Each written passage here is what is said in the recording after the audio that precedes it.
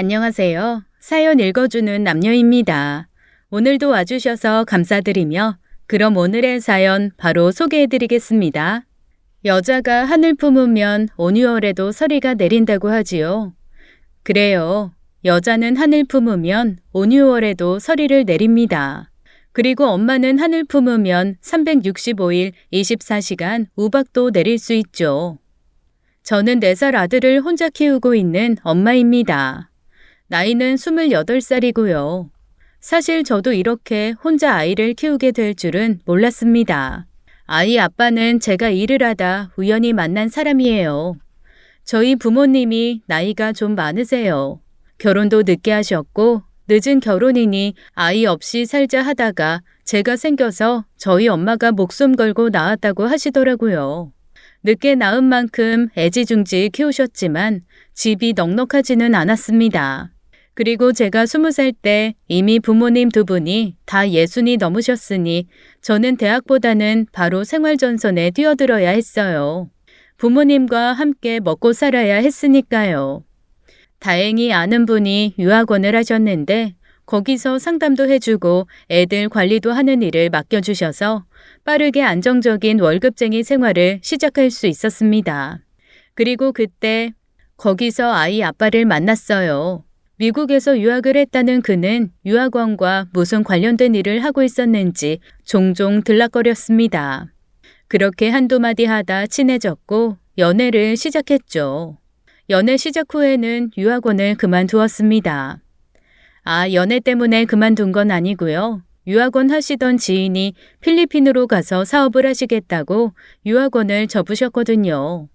그래서 저는 다른 데 직장을 다시 구했고 그 과정에서 그 사람이 많은 도움을 주었어요. 한 번도 자기소개서나 이력서를 써본 적이 없어서 막막했는데 회사 생활 오래 했다 하더니 잘 알더라고요.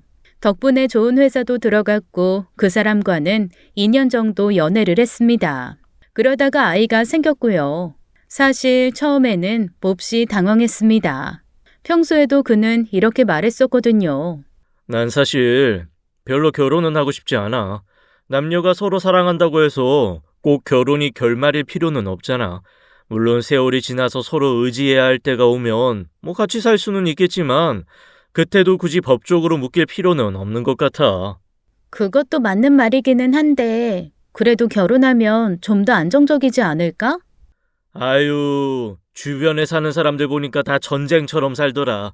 난 우리 자기랑 이렇게 살짝 긴장이 더해진 연인 사이로 오래오래 사랑하며 살고 싶어.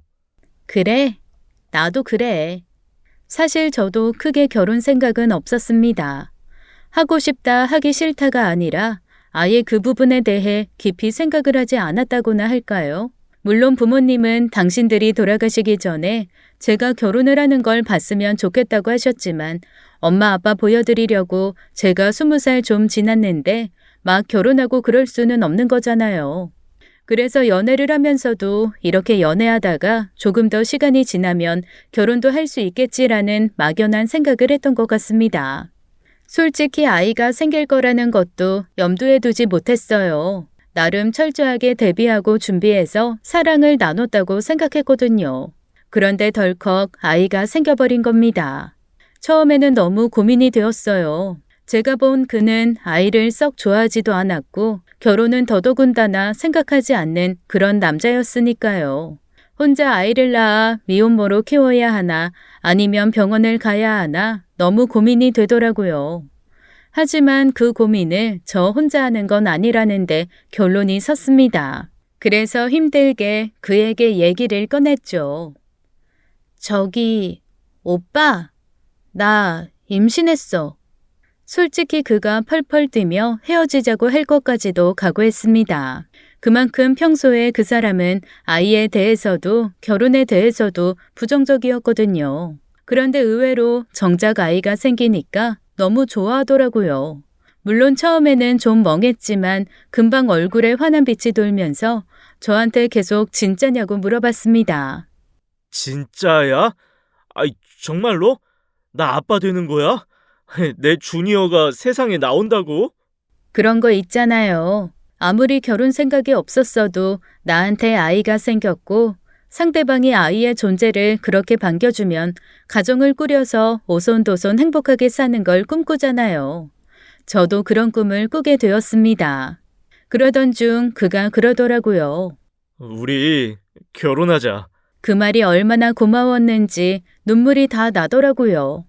평소 결혼에 대해 부정적인 사람이 그런 말을 해주니 책임감이 있는 것처럼 느껴지기도 하고 이 사람이 나를 정말 사랑하는구나 하는 마음도 밀려왔습니다. 그래서 식은 나중에 아이 낳고 하더라도 혼인신고라도 먼저 하려고 했죠. 그랬더니 그가 그러더라고요. 저 사실은 내가 자기한테 미처 못한 말이 있어. 무슨 말? 내가 우리 아버지 둘째 부인의 아들이야. 둘째 부인? 그러니까 우리 아버지가 재산이 많아. 여튼 종갓집 장남인데 아들을 낳지 못하셨던 거지. 그래서 우리 엄마랑 다시 결혼을 하셨대. 그런데 엄마가 날 낳고 1년 뒤에 그 전 부인이신 분도 아들을 낳은 거야. 순서로 따지면 내가 형이고 장자지만 전 부인의 아들, 그러니까 내 동생은 자기가 진짜 부인의 아들이다. 뭐 그러고 있거든. 저는 잠시 멍해졌습니다. 뭔가 드라마에서나 봤던 것 같은 이야기가 들려온 거죠. 내가 싸우기 싫어서 유학을 갔던 거야. 그런데 얼마 전부터 아버지가 크게 편찮으셔. 동생은 자기가 최대한 많은 재산을 받으려고 날 밀어내려고 하는 중이고. 그래서 이런 시기에 내가 혼인신고를 하고 아내랑 아이가 있다고 하면 나한테 좀 불리해져. 이게 소위 말하는 후계자 선정 뭐 이런 거라고 생각하면 되거든. 사실 집에서는 내가 한국으로 나와 있는 것도 몰라. 좀 당황스러웠습니다. 생각해보면 그동안 씀씀이를 봐도 그렇고 입고 다니고 하고 다니는 걸 봐도 그렇게 가난한 집은 아니겠다 싶은 건 있었는데 그가 들려준 얘기는 약간 그들이 사는 세상 같은 느낌이라 확 와닿지는 않더라고요. 하지만 어쩌겠어요. 사랑하는 사람이 하는 얘기인데 믿을 수밖에 도리가 없잖아요. 일단 너희 집에 먼저 인사드리고 몸 더 무거워지기 전에 빨리 집부터 합치자. 아이 낳고 출생신고하기 전에 혼인신고하고 이어서 바로 출생신고까지 같이 하자. 요즘에는 그렇게 한꺼번에 하는 거 괜찮대. 그리고 앞에서 말한 내 사정 때문에 집은 네가 좀 구해야 할 것 같은데 괜찮아? 사실 저는 좀 안정적으로 혼인신고를 먼저 하고 싶었지만 그의 사정이 그렇다고 하니 할 수 없다는 생각을 했습니다. 그리고 법적으로 뭔가 얽혀 있다고 하니까 일단 집도 제가 살던 집을 빼고 대출을 좀 받아 얻기로 했어요. 이래저래 서운한 것도 있고 이해가 좀 안 가는 것도 있었지만 그 사람이 생각보다 아이가 생겼다는 걸 너무 좋아해서 당시에는 의심보다 고마움이 더 컸습니다. 엄마 아빠도 처음 얘기를 듣고는 너무 놀라셨지만 나중에는 죽기 전에 사위도 보고 손주도 볼 수 있어 감사하다며 좋아해 주시더라고요. 그리고 없는 살림이었지만 최대한 긁어모아 신혼집과 그 안에 들어갈 살림 사는데 많이 보태주셨고요. 그 사람의 상세한 상황은 저처럼 다 이해를 못하셨지만 그냥 제가 좋아하는 사람이고 그 사람의 아이를 가졌다고 하니 절 믿고 이것저것 다 넘어가 주셨습니다. 그 사람은 제가 임신을 한 동안 정말 제게 잘해주었어요. 매일 튼살오일을 발라주며 마사지를 해주고 집안일도 자기가 다 하더라고요. 그저 저한테는 가만히 쉬라는 말만 하고 아이 낳고 나서 정 힘들면 자기가 먹여 살릴 테니 집에서 아이만 보라는 말까지 했습니다. 말이라도 고마웠고 그의 그런 행동에 저는 점점 더 알콩달콩한 미래를 꿈꾸게 되었어요. 그렇게 10달이 지났고 저는 아이를 낳았습니다. 그런데 아이 아빠의 태도가 아이를 낳고 바로 바뀌더라고요. 그 시작은 신생아실에서 아이를 보고 온 다음부터였습니다. 아이가 나를 전혀 안 닮았던데? 그게 무슨 소리야? 아이가 나를 전혀 안 닮았다고. 갓 태어난 아이가 누구 닮았는지 어떻게 알아? 다들 쪼글쪼글하고 빨갛기만 할 텐데. 아마 거기 있는 애들 다 똑같이 생겼을걸? 아니야. 그래도 다른 집은 아빠 닮았네, 엄마 닮았네 하는데 나는 전혀 닮은 거 모르겠더라고. 크면 달라지겠지.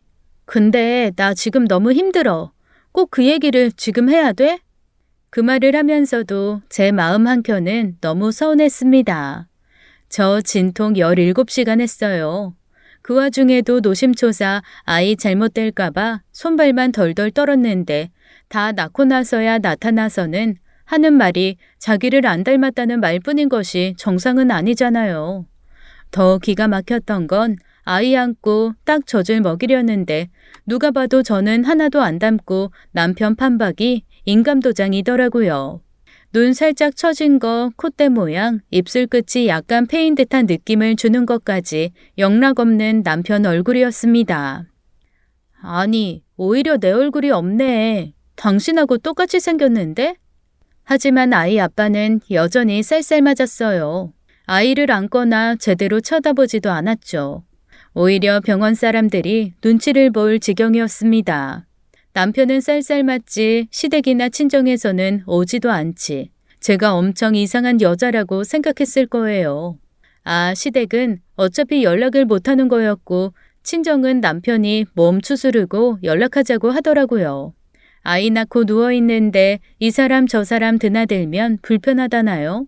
표현이 쌀쌀맞기는 했지만 저는 또 나름대로 저희 부모님이 워낙 연로하시니 여기까지 오시지 않게 하려고 하나 보다라고 생각했죠. 지금 생각하면 모든 것이 다 이상한 상황이었지만 저 아이 낳았을 때가 24살 정말 아무것도 모를 때였습니다.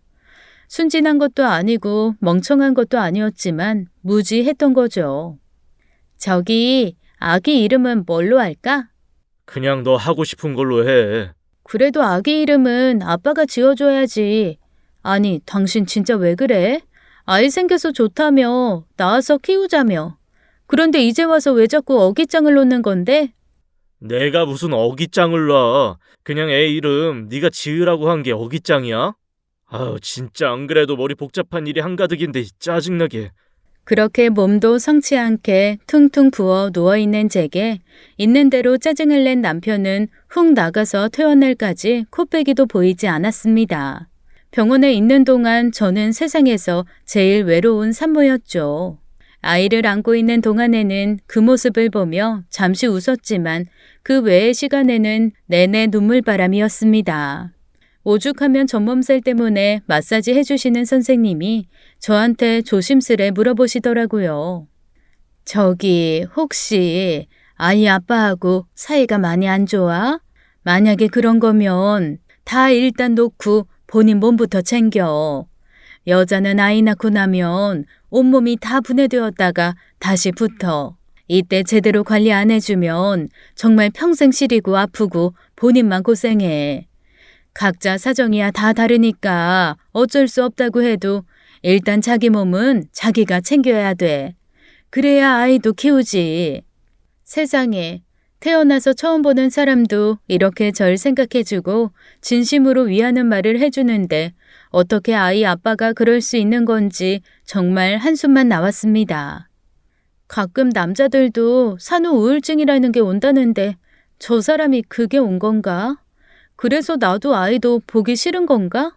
치료받으라고 해야 하는데 말은 들을까? 오죽하면 아이 아빠가 산후 우울증이 아닐까 하는 생각까지 하며 최대한 이해할 수 있는 이유를 찾으려고 애쓰고 또 애썼습니다. 그렇게 나타나지 않는 남편에게 저는 그래도 퇴원날에는 데리러 와달라는 비참한 문자를 보내며 답장이 오길 기다렸죠. 아이 아빠는 9시까지 오겠다는 단답만 문자로 보내고 또 묵묵부답이었지만 저한테는 그 짧은 문자조차도 고마웠습니다.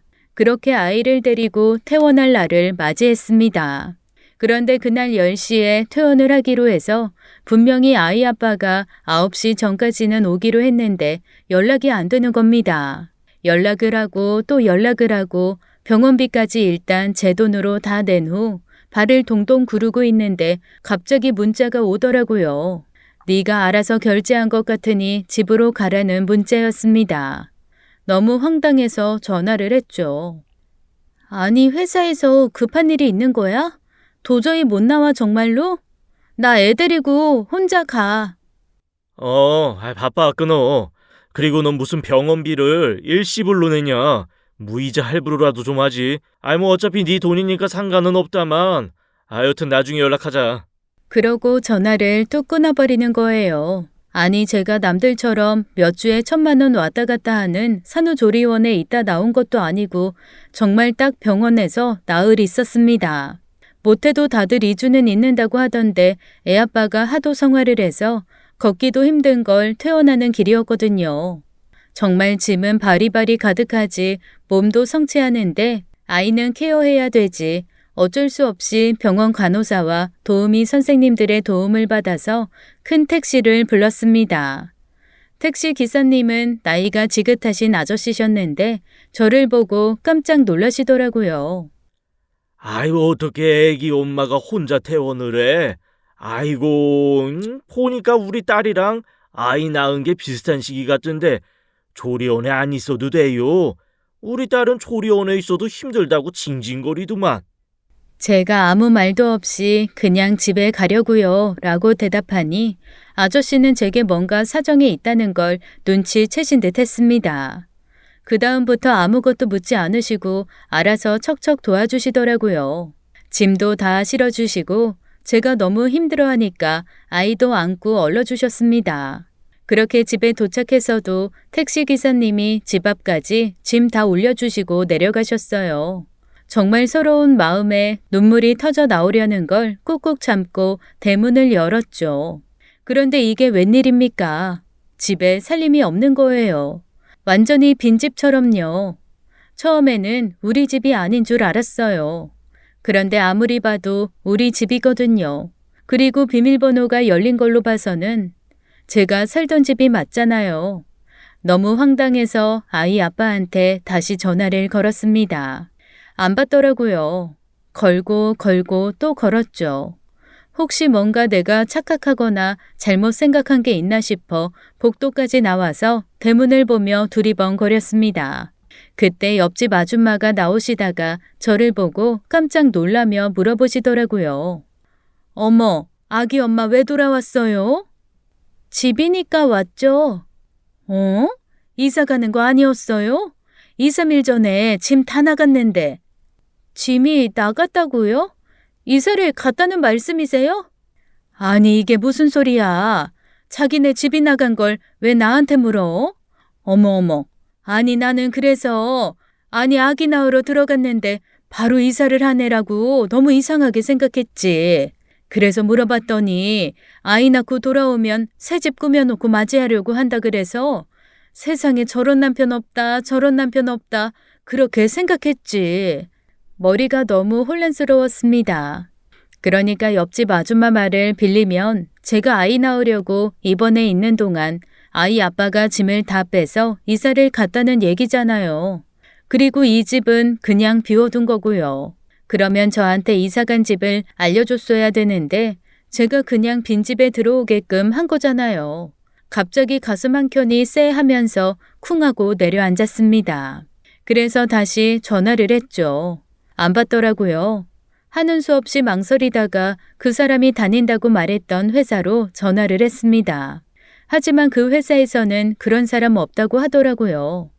결국 장문의 문자를 써서 보냈습니다.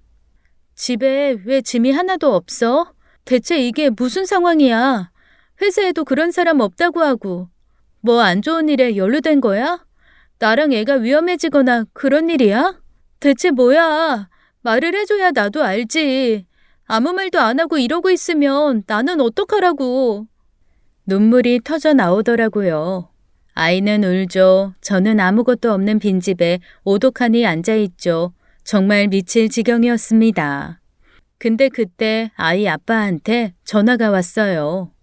무슨 일이야 대체? 이게 무슨 일이냐고. 왜 자꾸 전화를 하고 그러냐? 어? 일단 잘 들어. 나 혼인신고 못하겠어. 그게 무슨 소리야? 그럼 아이 출생신고 어떡하라고? 아이 그냥 네가 미혼모로 네 아래에 넣으면 되잖아. 네 호적으로 넣어. 아니 갑자기 그게 무슨 소리야? 아이 낳자며. 아우 일단 생긴 아이는 낳아야겠다고 생각은 했지. 그런데 아무리 생각해도 나는 누군가의 남편도 누군가의 아빠도 되고 싶지 않더라고. 아니 말이 돼? 이건 책임이잖아. 그러니까 책임은 네 혼자 잘 지라고. 곰곰이 생각을 해봤는데 어차피 아이는 엄마가 키우는 거고 넌 아마 잘 키울 거야. 그리고 너무 늦게 말해서 미안하긴 한데 나 미국에 있는 연구기관에 취직됐어. 그래서 며칠 뒤에 미국으로 떠나. 그냥 아예 이번에 이민 준비까지 같이 하려고. 너랑 그 애는 내가 거기까지 데리고 가서 책임지기는 어려울 것 같아. 나도 내 인생 창창한데 그냥 그것 때문에 발목 잡히긴 싫어. 너 외로운 애잖아. 내가 네 외로움에 의지될 아이 하나 선물했다고 생각하면 되겠네. 아이 의지해서 행복하게 잘 살아. 세상에, 제가 태어나서 들었던 말 중에 가장 어이없고 가장 황당했습니다. 아니, 이건 범죄잖아요. 혼인 빙자 사기고요. 전화기를 들고 고래고래 소리를 질렀지만 이미 끊긴 전화에서 아무런 말도 들리지 않았습니다. 그런데 그제야 저한테 엄습해오는 공포가 있었어요.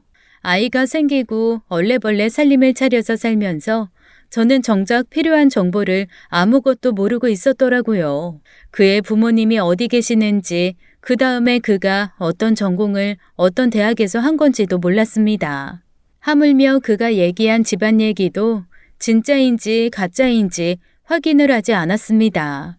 있을 수 없는 일이라고 주변 사람들은 그러겠지만 저한테는 그게 이상한 일은 아니었어요. 사실 황당하죠. 그런데 뭔가 떠밀리듯이 후루룩 진행이 돼버리니까 부모님을 만나서 인사를 한다, 상견례를 한다, 이런 과정도 다 아이 낳은 후로 미뤄지게 된 거잖아요. 그가 집안 사정 말하면서 제가 뭔가 더 물어보지 못하는 상황을 만든 것도 있고, 저는 일단 아이를 낳는 데만 정신이 팔려서 어영부영 넘어간 거죠. 하루아침에 세상이 뒤바뀐 느낌이었어요. 그렇다면 제가 들어온 이 집도 어떻게 될지 모르는 거잖아요. 일단 부동산에 연락을 했습니다. 그랬더니 부동산에서 저한테 반색을 하면서 이런 얘기를 하는 거예요. 안 그래도 급하게 집 내놓으셔서 가지고 이게 나갈까 했는데 오늘 보러 온다는 사람이 있어서 금방 나갈 것 같아요. 저기, 이 집 제 명의인데 제가 내놓지 않았는데요. 네? 명의 변경하셨다고 했는데 남편분으로. 남편분이 집도 내놓으셨어요. 시세보다 싸도 괜찮으니까 얼른 팔아달라고 저한테 복비까지 미리 주셨는걸요. 명의를 변경했다고요? 눈앞이 깜깜해졌습니다. 그러니까 저는 정리하자면 이런 상황에 처한 겁니다. 아이 아빠는 사라졌고요. 저에겐 갓 태어난 아이가 있고요. 집도 없고 살림도 없고 물건도 없고 그저 남아있는 거라고는 연로해서 저를 지원해주거나 도와줄 수 없는 친정 부모님과 제 몸뚱이밖에 없었던 겁니다. 사람들이 이래서 죽나보다라는 생각이 절로 밀려올 정도로 암담했어요. 그런데 참 이상하죠? 저 혼자 그런 상황에 처했으면 아마 저는 못 살았을 거예요. 근데 아이가 있으니까 이를 악물게 되더라고요. 어쩔 수 없이요. 딱 출산 가방 챙겼던 거 그대로 들고 친정집으로 갔습니다. 제가 아이를 안고 나타나니까 엄마 아빠는 너무 놀라서 아무 말도 못 하셨어요. 아니, 너 언제 애를 낳았어? 왜 연락도 안 하고? 그리고 왜 혼자야?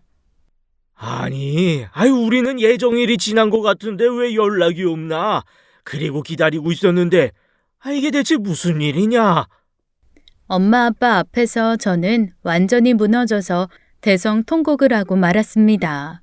자초지종을 들은 아빠는 사람을 사서라도 그 망할 놈 찾아 펑펑 때려줘야겠다. 그 망할 놈을 반드시 찾아내야겠다고 펄펄 뛰셨지만 작정하고 사라진 사람 찾는 게 그렇게 쉽겠어요. 그리고 사람 찾는데 한두 푼 드는 것도 아니고요. 저는 그런 아빠의 바짓가랑이를 붙잡고 그냥 한마디만 계속했습니다. 아빠, 그냥 그러지 말고 일단 저 좀 살려주세요. 살려주세요. 저 살려주세요, 아빠. 연로하신 부모님이 어떻게 저를 살려줄 수 있겠어요. 하지만 제가 기댈 곳은 거기밖에 없었습니다. 엄마가 그러시더라고요. 일단 너 몸조리부터 해. 미역국부터 끓일게. 많이 먹고 일단은 네 몸 챙겨. 애 낳자마자 마음 무너지고 밥 잘 안 먹으면 평생 고생하게 몸고라. 그러면서 엄마는 저에게 소고기가 듬뿍 들어간 미역국을 끓여주셨습니다. 세상에 그 미역국을 먹는데 왜 그렇게 눈물이 나는지요. 피눈물을 삭히며 끓였을 엄마 마음이 고스란히 느껴지면서 너무너무 미안한 마음에 정말 죽겠더라고요. 그래도 저는 그렇게 엄마 아빠 옆에서 조금씩 기운을 차려갔습니다. 그리고 아이는 제 아래로 호적에 넣었죠. 아빠는 처음에 아빠 호적으로 넣겠다고 하시더라고요. 어차피 혼인신고도 안 했고 아이만 낳았는데 이 아이 미혼모 아이로 만드는 것보다 그래도 늙은 부모라도 그냥 우리 쪽으로 넣어서 제 동생으로 호적을 만드는 게 낫지 않겠냐는 게 아빠 의견이었습니다. 아니야, 아빠. 내 아이예요. 내가 책임져야지. 그냥 내 아이로 내가 키울래요. 그렇게 저는 아이를 제 호적에 올렸습니다. 그리고 나서 몸을 좀 추스린 후에는 그 사람의 흔적을 찾아서 사방을 쑤시고 다녔어요. 어떻게 연애를 그렇게 했는데 아는 게 없는지 스스로가 한심해서 죽을 지경이었지만 그래도 지푸라기라도 잡는 심정으로 아주 작은 것까지 다 단서를 모으고 조사를 했습니다. 생각해보니 그냥 그 사람을 처음부터 너무 믿었던 것 같아요. 보통 연애할 때 대부분 그러잖아요. 그 사람 집이 어딘지, 학교가 어딘지, 회사가 어딘지 상대가 하는 얘기를 믿지 제가 그거를 일일이 의심하고 뒤질 일은 없잖아요. 그나마 제가 기억을 더듬고 더듬어서 찾아낸 단서는 이거였습니다. 연애 시작하고 7개월쯤 지났을 때였나 길을 가다 우연히 그 사람 친구를 한번 만난 적이 있거든요. 처음에는 제대로 소개도 안 시켜주고 그냥 뭐 예전 회사에서 같이 일하던 사람이야 이러면서 저를 데리고 뭔가 쫓기듯이 사라지길래 아직은 좀 민망한가 좀 창피한가 이런 생각을 잠깐 하면서 서운하다 말았거든요. 그런데 사람이 극한 상황에 다다르니 제가 그 사람을 어디서 봤었는지 그 사람 목에 있었던 사원카드의 마크가 뭐였는지 다 기억이 나더라고요. 정말 사람의 잠재 능력은 끝도 없는 것 같습니다.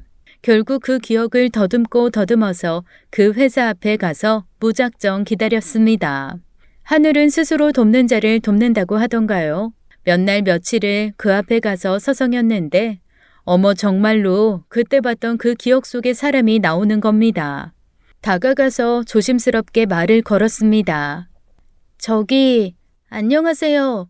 혹시 저를 기억하실지는 모르겠지만 그런데 갑자기 그 남자의 얼굴에 당황한 빛이 스치더니 저를 보고 단말마 소리를 내더라고요.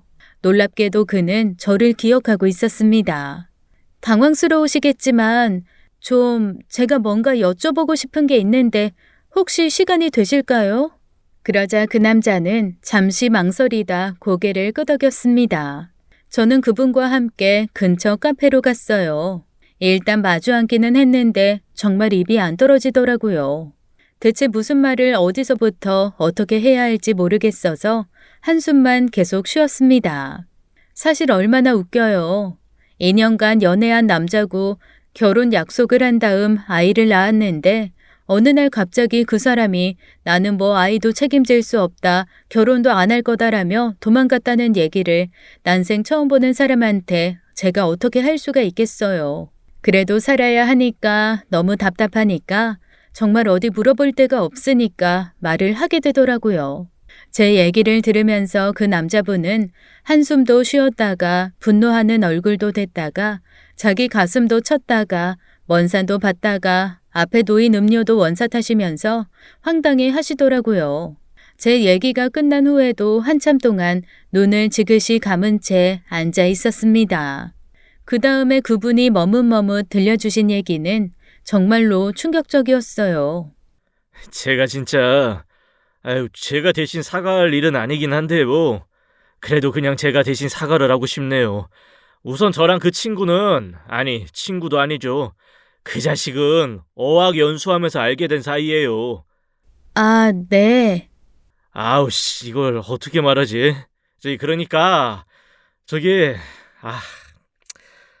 그 녀석 유부남이에요. 네, 정말로 머릿속에서 엄청나게 큰 종이 울리더라고요. 대체 이게 무슨 소리인가 싶었습니다.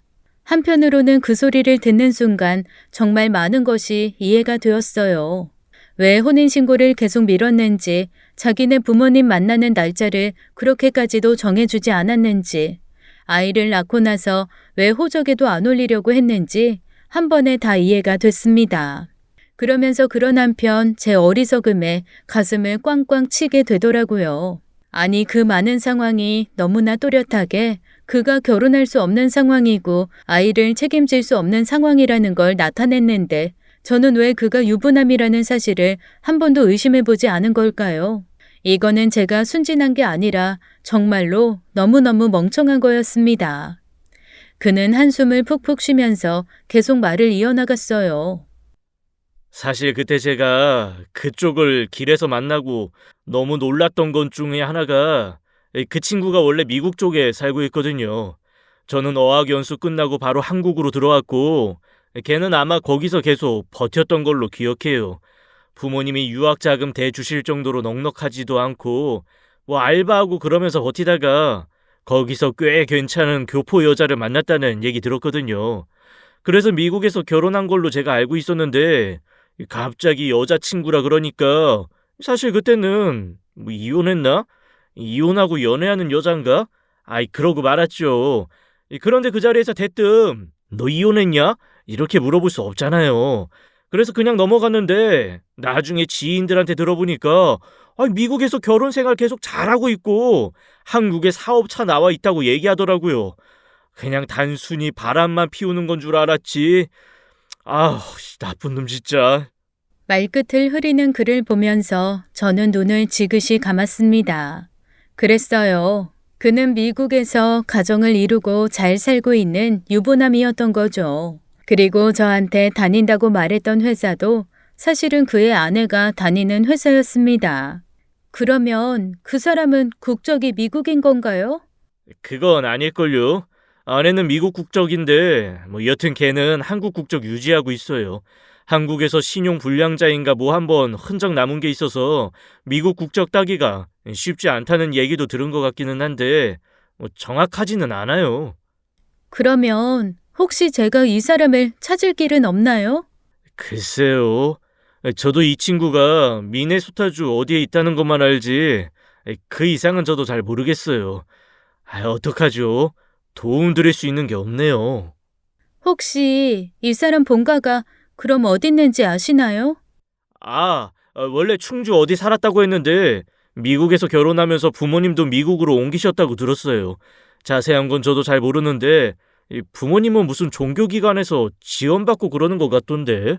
아, 그래요? 그럼 제가 이 사람 부모님도 찾을 길은 없는 건가요? 제가 너무 간절해 보였는지 그는 잠시 고민하다가 고개를 끄덕였습니다. 일단 연락처를 좀 주시겠어요? 제가 혹시 다른 친구들한테 물어보고 연락처를 알거나 하게 되면 바로 연락드릴게요. 네, 감사합니다. 그런데 참 이상하죠. 느낌에 그 친구라는 사람이 저한테 연락할 것 같지는 않더라고요. 하지만 마지막 동아줄이라도 부여잡자는 심정으로 저는 제 연락처를 그 사람에게 주고 터덜터덜 집으로 돌아왔습니다.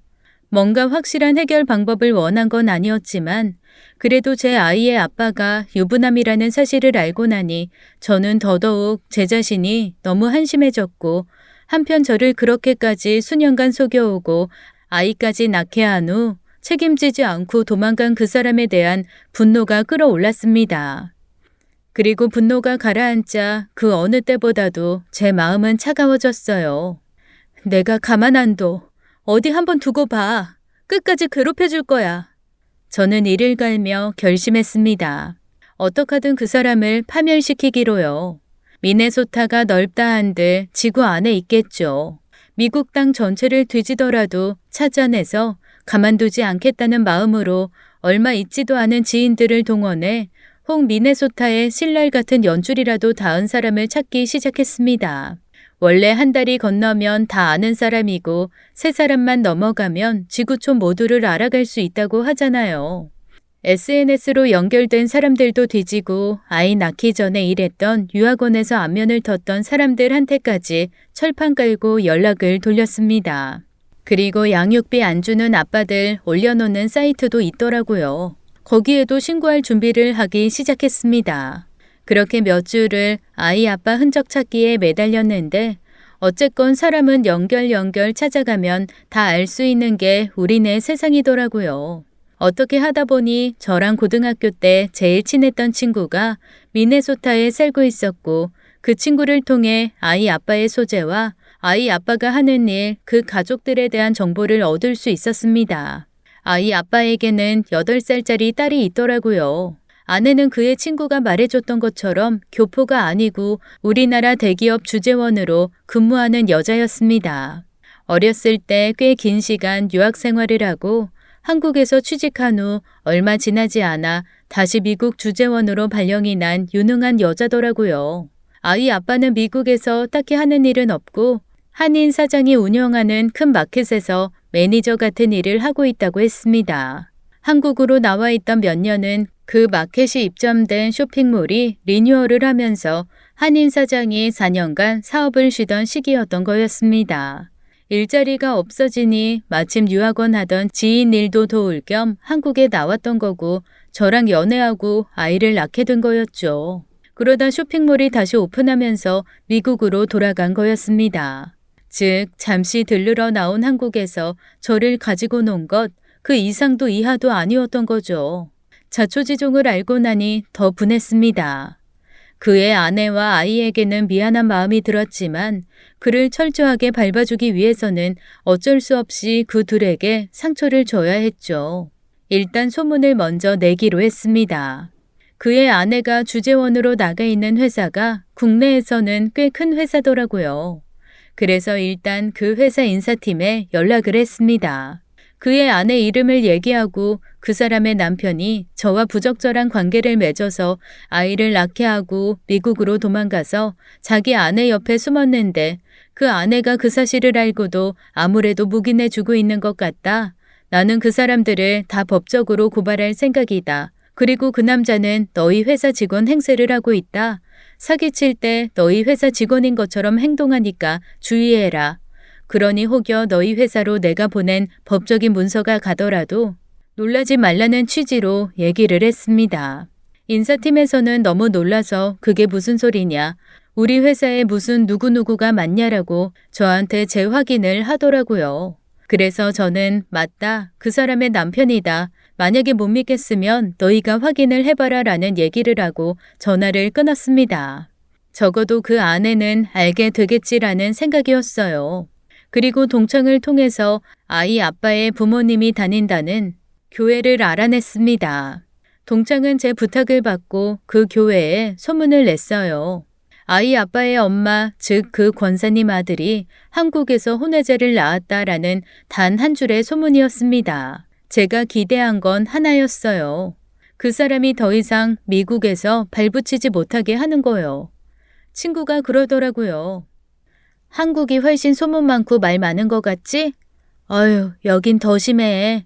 예를 들어서 네가 여기 와서 길을 걷다가 방구를 6번 뀌었어. 그러면 1시간도 안 돼서 미국 전역에 있는 한국 사람 중 절반은 네가 방구 6번 낀 거 알고 있을걸? 그리고 출국할 때쯤이면 네 별명은 방구 6번이 되어 있을 거야. 여기 소문 진짜 빨라.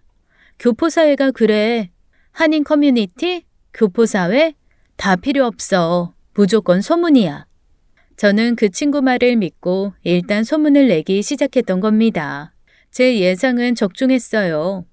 제가 아무리 전화를 해도 제 전화 안 받고 몇십 번을 문자를 해도 문자 한 번 답장 없던 사람이 먼저 저에게 전화를 했더라고요. 제가 그 사람 아내의 회사 인사과에 연락을 한 지 하루 반 만의 일이었습니다. 미국과 우리나라의 시차 차이 생각하면 거의 하루 만에 일어난 일이라고 봐도 무방하죠. 하지만 저는 전화를 받지 않았습니다. 제가 굳이 받을 이유가 있나요? 저는 지금부터 시작인데요. 그러자 그에게 끊임없이 문자가 오더라고요. 너 무슨 짓을 한 거야? 네가 오해를 한 모양이다. 애꿎은 사람, 동명이인 괴롭히지 말고 나랑 얘기해라. 너 때문에 나까지 너무 곤란해졌어. 어이가 없더라고요. 동명이인이라뇨. 핑계라도 그럴듯했으면 오히려 제 마음이 괜찮았을 것 같은데 이건 핑계도 구리니까 더 짜증이 나더라고요. 이런 얕은 수의 사람에게 내가 노란한 건가 하는 마음인 거죠. 그래서 제가 딱 한마디 보냈죠. 너랑 유학 시절 같이 보냈다던 친구 만났다고요. 그 다음부터 문자가 없더라고요. 아마 더 건드려봐야 좋을 거 없다고 생각했을지도 모릅니다. 제가 그냥 소문 좀 내는 걸로 복수하고 그만두기를 바랬을 수도 있고요. 하지만 전 소문내는 것 그게 시작이었습니다. 저랑 그 사람이랑 그래도 몇 년을 같이 살다시피 했는데 저한테 그 사람 머리카락 하나 없겠어요? 흔적을 남기지 않으려고 살림까지 싹 정리한 모양인데 그러려면 제가 싸들고 갔던 출산 준비물도 정리했어야죠. 저는 또 그가 제 옆에서 살뜰히 있어줄 것을 기대하고 그의 면도기며 칫솔, 빗까지 아주 잘 챙겼었네요. 제 아이와의 친자 확인 검사를 할 재료는 차고 넘쳤습니다. 당연히 일치하는 걸로 나왔죠. 그걸 가지고 저는 친부 책임을 하라는 소송을 변호사님과 함께 준비했습니다. 아, 그리고 그 준비 과정에서 알게 된 더 황당한 일이 있었어요. 저한테는 항상 나 돈이 너무 없다, 쥐꼬리만한 월급은 당장 생활비 하는 것만으로도 부족하다 하면서 징징거렸거든요. 그리고 자기 집 유산 상속 문제 때문에 자기 명의 재산을 쌓는 것도, 자기 이름으로 금융기록이 발생하는 것도, 혼인신고를 하는 것도 다 당분간 미뤄야 한다고 했잖아요. 그래서 제 이름으로 발급받은 카드를 쓰고 다녔고 제가 대출받은 돈으로 집을 구하는 데 보탰습니다. 그런데 그 사람 미국에 꽤 많은 재산이 있더라고요. 부모님한테 물려받을 재산은 없어도 변호사님 말에 의하면 한국에 지분을 가지고 있는 사업체도 있고 미국에 가지고 있는 부동산도 좀 있고 여튼 생활이 어려운 사람은 아니었더라고요. 그런데 그걸 숨기고 제 카드를 한도까지 쓰고 현금 서비스까지 받은 후 미국으로 튀었던 겁니다. 세상 치사한 사기꾼에게 아주 단단히 걸려들었던 거죠. 하지만 변호사님은 일단 친자라는 것이 확인되었고 제가 사실혼 관계에 있었으니 한번 소송에 볼만하다고 하셨습니다. 그 사람 재산을 뺏을 수 있을지 없을지는 몰라도 일단 아이 양육비라도 확보하자는 거였죠. 변호사님과 이런저런 얘기를 나누고 향후 진행 상황을 전달받기로 한 후 며칠 뒤의 일입니다. 저에게 모르는 번호로 전화가 왔어요. 해외 발신이 찍혀 있으면 보통 스팸으로 처리하잖아요. 그런데 딱 번호를 보자마자 느낌이 오더라고요. 분명 그의 아내였을 것 같았습니다. 아니나 다를까 전화 받자마자 흘러나오는 목소리는 그의 아내였어요. 전화 속 목소리는 무척 차분했습니다. 제가 인사과에서 얘기를 좀 들은 게 있는데 그쪽이 연락처를 남기셨다고 하더라고요. 자초지종은 좀 들어야 할 것 같아서 이렇게 전화드렸어요. 죄송해요. 제가 따로 연락드릴 방법이 없었어요. 그쪽 남편분도 제 연락을 계속 피하시고 한국에서 미국으로 가버리신 후에는 더더욱 연락이 안 됐어요. 이리저리 수소문해서 그나마 알게 된 곳으로 연락을 드린 겁니다. 그리고 제가 앞으로 법적 조치를 취할 거기 때문에 그 법적 조치를 취하기 위해서는 그런 문서들이 갈 주소가 필요하거든요. 제가 미국 집 주소를 알 수 없으니 어쩔 수 없이 아내분께서 일하시는 회사 쪽으로 보낼 수밖에 없네요. 제가 본인이 아닌데 소용이 있나요? 그리고 그거 개인정보 위반 아닌가요? 그 부분에 대해서는 제가 감당하더라도 저로서는 보낼 수 있고 할 수 있는 방법이 이것밖에 없어서요. 일단 그쪽 얘기를 좀 해주세요. 사실 서류를 그 회사로 보내겠다는 말은 사실이 아니었습니다. 회사 인사과에 연락을 한 건 지금 이 상황을 만들기 위함이었을 뿐 그와의 싸움을 하는 데 있어 사실 그의 아내는 희생양이었죠. 저로서는 그 여자가 역으로 저를 명예훼손 같은 걸로 고소해도 할 수 없다는 배수진을 치고 연락을 했던 거였습니다. 어쨌든 당사자가 아닌데 회사의 집안 사정이 알려지게 된 것이니까요. 하지만 나름 제가 주장할 수 있는 근거는 아이 아빠가 자기가 다닌다고 말했던 회사가 실은 그의 아내가 다니던 회사였다는 것이었죠. 사칭을 한 거니 저로서는 회사에 이러이러한 사칭범이 있다. 그런데 알고 보니 그게 너희 회사 주재원 남편이더라 하고 알려준 것이 된다는 점 그거 하나뿐이었습니다. 여하튼 저는 그 여자에게 아주 상세하게 모든 이야기를 해주었어요. 제 이야기를 2시간쯤 듣던 그 여자가 저한테 그러더라고요. 혹시 영상통화 가능하세요? 가능은 한데 왜 그러시죠? 말로만 확인 불가능한 것들이 있으니까요. 제가 당장 만나서 확인할 수 있는 것도 아니고. 그래서 대면하는 것 대신 요청드리는 거예요. 그러세요. 저와 그녀는 영상통화를 시작했습니다. 영상으로 본 그녀는 너무 예쁘고 세련돼 보였어요. 저랑은 완전 다른 이미지였죠. 아이 낳으셨다고 했죠? 정말로 제 남편의 아이인지 증명을 해주실 수 있나요? 말씀드렸던 것처럼 친자 확인 서류가 있어요. 아이와 비교한 비교군 자료가 제 남편 것이라는 증거가 있나요? 다른 사람 것일 수도 있잖아요. 그럴 리는 없어요. 그 사람과 제가 함께 찍은 사진도 있고 이웃 사람들 증언도 있습니다. 그가 직접 쓰던 물품으로 검사 진행한 거고요. 그의 아내와 이런 얘기를 하고 있던 중이었습니다. 아이가 울더라고요. 전화기 밖으로 아이 울음소리가 들리자 그녀가 제게 아이를 혹시 좀 보여줄 수 있냐고 하더라고요. 그래서 아이를 안고 와 화면으로 보여줬죠. 그랬더니 서류도 제 말도 믿지 않던 그 여자가 갑자기 얼굴을 감싸고 깊은 한숨을 쉬며 한동안 가만히 있더라고요. 소리는 내지 않았지만 어깨가 들썩이는 것으로 보아 우는 것 같았습니다. 저도 그 여자한테 억하심정이 있는 건 아니지 않습니까? 어떻게 보면 같은 입장이고요. 그래서 그녀가 울음을 멈출 때까지 가만히 기다렸습니다. 솔직히 마음 한구석에는 이 모든 것이 자작이거나 음해하는 말이길 바랬어요. 남편을 믿은 게 아니라 그냥 이 모든 상황을 믿고 싶지 않았던 거죠. 사실 한국에 나가 있을 때부터 마음 한켠에 의심은 했어요. 누가 봐도 바람 피우는 사람 같은 정황이 보이고 느껴졌으니까요.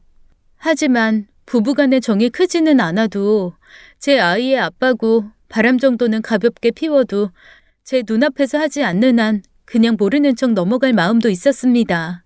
그런데 이렇게 두 집 살림 차리고 자기랑 저렇게 꼭 닮은 아이를 낳고 여기로 도망을 왔다는 건 그건 저도 용서가 안 되네요. 제가 사과할 일은 아니지만 위로는 전하고 싶어요. 같은 여자, 같은 엄마 입장에서. 하지만 저도 지금부터는 싸울 겁니다. 제 아이를 위해서. 차분한 그 여자의 말을 들으며 전 오히려 안심이 되었습니다. 아이 아빠조차도 자기와 닮았다는 걸 인정하지 않았는데 그의 아내가 자기 남편과 닮았다는 걸 인정하는 걸 들으니 선전포고였음에도 제 편을 들어준 것 같은 느낌이었죠. 그렇게 마무리를 하고 여자가 전화를 끊었습니다. 그로부터 몇 시간 뒤 아이 아빠에게서 전화가 오더군요. 하지만 저는 받지 않았습니다. 변호사님이 신신당부하셨거든요. 그 사람이랑 직접 얘기하지 말고 필요한 거 있으면 자기한테 넘기라고요. 그래서 끝까지 전화를 받지 않았더니 문자로 있는 대로 폭언이 오는 거예요. 저는 그 폭언조차도 다 고스란히 변호사에게 넘겼습니다. 나중에 미국에 있는 친구한테 얘기를 들었는데요. 알고 보니 그 집은 그 아내가 재산이 많고 사실은 아내 덕에 빌붙어서 사는 거였더라고요. 그의 앞으로 되어 있던 재산도 사실은 아내 것이고 아내가 조치하면 아마 고스란히 뺏기는 그런 상황인가 봐요. 자칫 잘못하면 가진 것도 없이 맨몸으로 쫓겨나게 생긴 거였습니다. 편안하고 안락한 삶을 아내 덕에 유지하고 있었는데 그게 저 때문에 깨지게 생겼으니 이 사람이 난리가 난 거였어요. 그리고 제가 그의 전화를 끝까지 받지 않자 그 다음에는 그의 부모님한테 전화가 왔습니다. 처음에는 또 모르는 번호로 해외 전화로 와서 그 아내가 했나 하고 받았는데 그 사람 어머님이더라고요. 친구 말대로 거기 교포사회가 좁은가 봐요. 바로 소문 퍼지고 사내 못 사내 하시다가 칩거하신다는 얘기까지는 들었는데 이렇게 바로 전화가 올 줄은 몰랐습니다. 그의 어머님은 다짜고짜 제가 전화를 받자마자 욕을 하시더라고요. 그래서 제가 왜 욕을 하시냐, 그쪽 아들이 잘못한 거다, 그쪽 아들이 대가를 치러야 한다라고 했더니 어디서 꽃뱀 같은 게 우리 성실한 아들과 며느리를 모함하냐며 저에게 갖은 욕을 하시더라고요. 그런데 정말 어이가 없었던 게 뭔지 아세요? 그 와중에도 저한테 아들이냐 딸이냐 물으시더라고요. 기가 막혀서 진짜. 미국에 있는 아내와의 사이에서 딸 하나만 있거든요. 그래서 제가 그랬죠. 아들이라고요. 그랬더니 한 톤 목소리가 누그러지면서 그때부터는 2년 전년이 아니라 아기 엄마로 호칭이 바뀌더라고요. 아, 그 부모의 그 아들이구나 하는 마음에 어르고 달래는 말 듣지도 않고 전화를 끊었습니다. 제가 통화 시작하기 전에 녹음하겠다고 몇 번씩 얘기했는데 아마 화내면서 펄펄 뛰느라 들었는지는 모르겠네요. 저 죄다 녹음했는데 말이죠. 번호 저장해서 그 번호로 오는 건 받지 않고 변호사에게 그분의 연락처를 알려주었습니다. 얼마 뒤에 변호사가 저한테 그러더라고요. 어떻게 알았는지 자기한테까지 연락이 와서 그러더래요. 우리 집안 핏줄 손자를 데리고 올 수 있는 방법이 있냐고 말이죠. 정말 상종 못할 집안 아닙니까? 그래서 변호사가 자초지종을 다 설명해 줬더니 그분들이 충격을 받으셨답니다. 정말로 자기 아들 말만 듣고 꽃뱀한테 순진한 아들이 홀려서 한때에 실수를 한 거라고 굳게 믿고 계셨던 모양이에요. 그런데 아들이 작정하고 한 여자의 인생을 망쳐놓고 자기 자식까지 외면한다는 걸 알고는 충격이 크셨던 거죠. 어머니는 쓰러지시고 아버지는 동네 창피하다며 밖에도 안 나오시는 상황이라네요. 뭐 그러거나 말거나 했죠. 그 집안이 풍비박산이 나든 말든 저는 제 아이와 살 길을 찾아야 하니까요. 어쨌거나 제 처음 계획대로 좁은 교포사회에서 얼굴도 못 들게 다니도록 만들었습니다. 그리고 얼마 전에 들려온 소식이 하나 있어요. 그 남자는 결국 이혼당했다고 하더라고요. 당연히 친권, 양육권 다 뺏겼고요. 그 아내가 가차없이 집에서 내쫓았다고 하는데 거기에 있을 명분도 없고 자격도 없어서 한국으로 돌아올 준비를 하고 있답니다. 그런데 한국 와서 뭘 하겠어요. 딱히 기술이 있는 것도 아니고 경력이 있는 것도 아닌데 직장 구하기도 어렵겠죠. 아마 자기 딴에는 가짜로 만든 서류랑 훔쳐갔던 인감 같은 걸로 집 명의를 바꾼 줄 알았겠지만 그 바보가 명의 이전, 명의 신탁 이런 걸 제대로 모르고 그냥 아무거나 했더라고요. 결국 집은 우여곡절 끝에 다시 제 손으로 돌아왔고 제 사정 들은 부동산 사장님이 집 내놓은 거 다시 걷어주셨습니다. 아마 집 한 돈으로 몰래 뭔가 해보려고 했던 것 같은데 어림도 없죠. 한국에 만들어 놓은 재산도 변호사님 통해서 다 파악해 두었습니다. 얼마 있지도 않은 재산이지만 그것들은 제가 소송 통해서 양육비로 받아낼 거예요. 피해보상 소송도 할 거고요. 꼴에 남한테 보여지는 자기 모습이 세상에서 그 무엇보다 중요한 알량한 자존심으로 사는 인간이라 양육비 제대로 안 주면 지금 올려둔 나쁜 아빠 고발 사이트에서 절대 사진이랑 이름 안 지워줄 거라고 했더니 첫 달 양육비 바로 입금하더라고요. 어떻게 이런 사람을 좋아했었는지 저도 참 한심하죠. 그 사람은 밉지만 딱 하나 저에게 더할 나위 없이 소중한 아들을 준 거는 조금 고맙네요. 크면서 점점 자기 아빠를 안 닮은 얼굴로 그냥 저 많이 닮은 모습으로 자라줬으면 좋겠다는 마지막 소망만이 남아있네요. 제가 들은 그 사람의 마지막 소식은 여기저기 돈 빌리러 다닌다는 소식이었습니다. 뭐 그러거나 말거나 저는 제 아이와 행복하니까요. 그러면 된 거죠. 아, 저희 부모님은 손자 덕에 회춘하셨어요. 처음에는 볼 때마다 눈물바람에 가슴을 치시더니 아기가 방긋방긋 웃으며 안기고 애교 부리는 걸 보시면서 마음이 녹으셨습니다. 그리고 지금은 그놈 애가 아니라 제 애라고 하시면서 매일 아이랑 시간을 보내시려고 하는 바람에 제가 귀찮을 지경이에요. 4살 된 사내 아이 손 많이 가잖아요. 그런데 제 아이는 얼마나 효자인지 사고도 많이 안 치고 제 말도 잘 들어줍니다. 그리고 얼마 전에는 제 귀에 이렇게 속삭이더라고요. 엄마는 내 보물이야. 난 엄마를 명왕성만큼 사랑해. 어린이집에서 아마 우주에 대한 얘기를 들었던 모양이죠. 자기가 아는 한 가장 멀고 큰 단위가 명왕성이었던 듯한데 저를 그만큼 사랑한다는 말을 듣고 저는 눈물이 나서 혼났습니다. 아이가 좀 더 크면 저도 다시 일 시작하려고 얼마 전부터는 자격증 공부도 시작했어요. 잘 살아보려고요. 저 잘할 수 있겠죠? 지금까지 사연 읽어주는 남녀였습니다. 끝까지 함께 해주신 여러분 감사드리며 저희는 다음 사연으로 돌아올게요. 감사합니다.